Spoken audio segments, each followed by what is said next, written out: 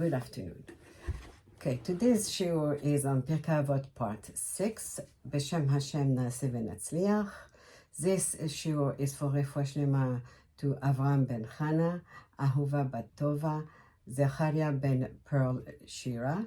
For Leilui Nishmat Esther bat Chana, it's for my mother, and tonight is her yotzeit. May she rest in Gan Eden, and may all of us give her only nachat. And for all singles to Be'ezrat Hashem find their true partner soon. She's cool if not Beit Neman Be'Israel. And for all our soldiers to come home safely, and for the safety of all Jews all over, wherever they are. Thank you to all my listeners for your dedication to tune in and listen daily, and for helping to spread Torah. And thank you, Hashem, for all your kindnesses that you have done so far, and please continue to do so. Now, to recap, in our last shiur, we learned about being in control of our anger. So in today's shiur is on Perek Revi'i, Mishnah Aleph. The Mishnah says like this: Ben Zoma Omer, Ezehu Chacham, who is a Chacham, who is a wise man, Halomed Mikol Adam, someone who learns from everyone. Someone younger, someone who does not know as much, but there's always find something to learn from anyone and everyone. Shene'ema Mikol Melamdai Hiskalti, because it says that I have become wiser from all my teachers. Ezeu Gibor, who is strong, Hakovesh et Yitzro, one who is in control of his Yetzer Hara. Shene'emar, as it says, Tov erech hapayim, it is good to be slow in anger, to be patient. Migibor umoshel berucho miloked ir. It is better to be patient than someone who is strong, gibor physically. Umoshel berucho, one who rules over his spirits, it means he controls himself, is better than someone, is stronger than someone, miloked ir, someone who captures a city. Ezeu ashir, who is rich, asamer bechalko, one who is happy with his lot. Shene'emar yagia kapecha kitochel. You shall eat by the effort of your hands. Ashrecha v'tov lach. It's all is well with you. All is good with you. Ashrecha ba'olam hazeh v'tov lach le'olam haba. It's good for you in this world and good for you in olam haba. Ezehu mechubad, who is respected, hamechabed et haberiot, someone who respects other people. Shene'emar ki mechabdai achabed, as it says, for those who respect me, I will respect. This is Hashem who said this. Ubozai yekalu, but those who shame me will be shamed.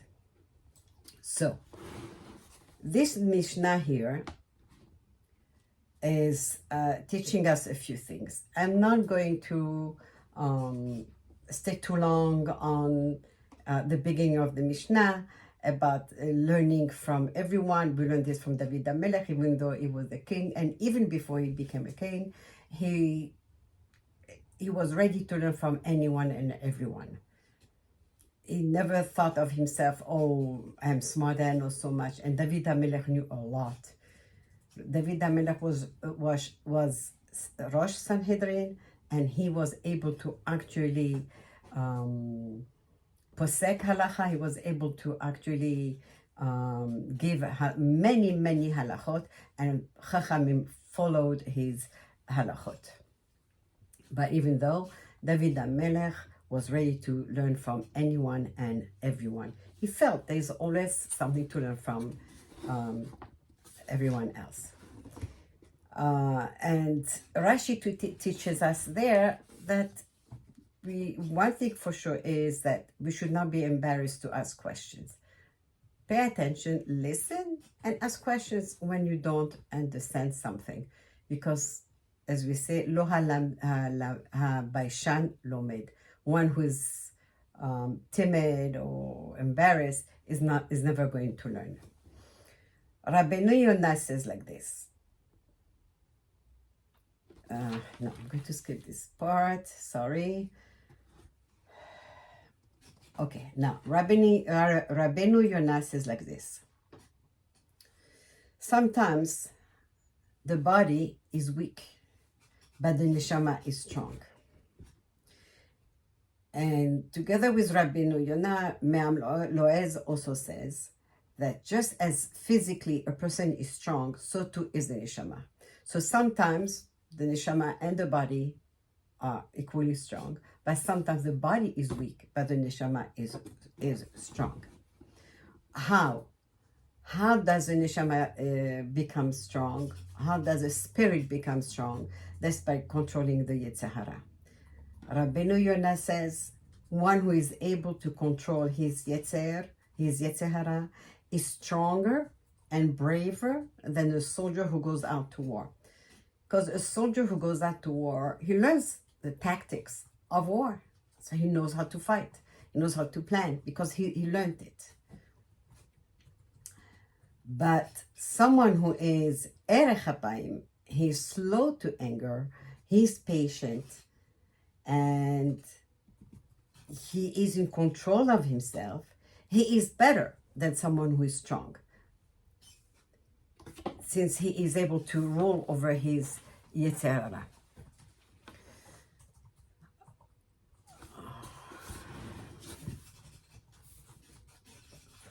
Such a person, someone who is in control of himself, he's not going to automatically and right away respond, because when we do this as a defense, so we're in the defensive and we do this, then many times we react the wrong way. So here, Ben Zoma is teaching us, don't react right away, but wait. Be patient. Not only just be patient, but think for a moment and think to yourself, maybe you are directing your anger at this person, but maybe it's wrong. Maybe you should really direct that anger towards yourself. Maybe you are the one at fault, or maybe someone else is at fault. And for that, you need to be patient. If you are not patient, and obviously becoming patient doesn't just come overnight. It's something that we need to work on it over and over slowly. And maybe if we burst 20 times a day, let's say, in anger, so even if we do it only 19 times a day and not 20, it still is one level up. And slowly, so we get used to being more patient and not to react right away. Chacham Ovadia Yosef, alav hashalom, says, a person who hears another one get angry and curse him and call him names and say all kinds of really ugly things, at that moment, this person decides to be in control, to control his anger and his Yetzer Hara, and he keeps quiet, even though he's burning with anger. Such a person is erech hapayim. And actually, Chachamim tell us that if it happens to, let's say it happens to me, and I don't react, and I'm controlling myself, at that moment I can ask Hashem anything, and Hashem will listen to me, and He will give me what I want. And here is a story of Rabbi Wallerstein, alav hashalom. Rabbi Wallerstein lived in New York, and he really did a lot of work for children, not just children, but teenagers who were in trouble, and he worked very, very hard for this. And one day he was in shul, and they already had started tefillah, and he was next to him was an old man who was sitting down, and in walks a man into the shul with his talit bag under his arms, and he's talking on the phone. So the old man looks up and sees this man coming in with the phone. He's saying, no, no, no, no, like, stop, what you're doing is wrong. You should not be talking on the phone, put your phone away. But the man just ignored him completely. Then Rabbi Wallerstein went over, even though he was not supposed to be talking at that moment of tefillah, but he felt it had to, they had no choice. So he went over very nicely. He spoke to him, said, please, if you want to speak on the phone, why don't you just go outside and finish your conversation and then come inside and say tefillah with the rest of us? But the man looked at him and says, wow, wow, and very loud for the whole shul to hear. People turned around. What's going on here? So, well, here is a rabbi, great Rabbi Wallerstein, and he's telling us not to use the phone and he went on and on and on. Really, Rabbi Wallerstein was very, very, very embarrassed by the way this man was mocking him, but he didn't say a word. At the end of the tefillah, the old man turned to Rabbi Wallerstein and told him, why didn't you say something? He said, what do you want me to say to him?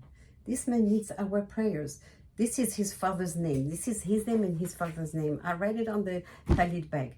You and I, we have got to pray for him, for this man to do teshuvah. I got my olam haba because of him, but he lost his. So it just shows you here how important it is not to be carried away with anger, to be in control, and to really, really keep quiet and not, because by answering, we only make matters worse.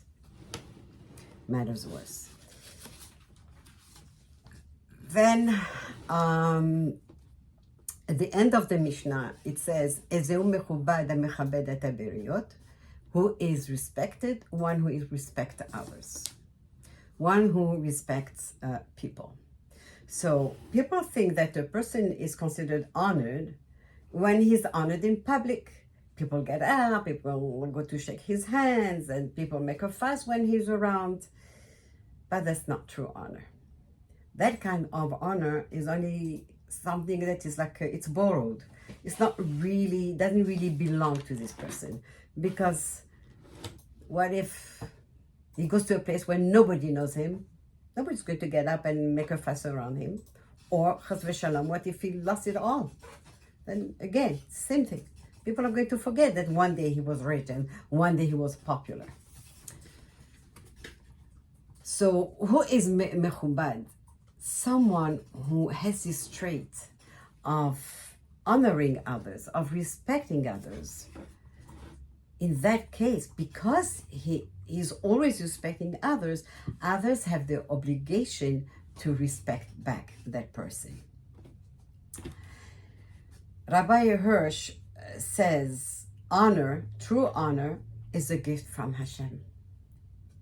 And honor will find its way to the one who wants it the least, the one who doesn't go looking for it. In Hebrew, we say, kavod boreach mimeno. One who is always looking for the kavod is running away from him. Stop looking back. The kavod will come to you, but you start with your, and when I say you, I mean me too. We all need to respect, learn to respect, and be more careful to respect others if we want to be respected. One who honors people because they have been created by Hashem actually honors Hashem. A person like this who knows, I have to honor other people because they have been created by the image of Hashem. Hashem created them. Each person, each human being has a little bit of Hashem in them. And so Hashem says, Mechabdai achabed. I will honor those who honor me, Hashem says. And Hashem says, and those who do not honor me, they will be put to shame and be cursed. Cursed doesn't mean that they are going to be cursed, but it means that they'll be shamed. They won't be getting the kavod that they want. Ve'uvozai yekalu.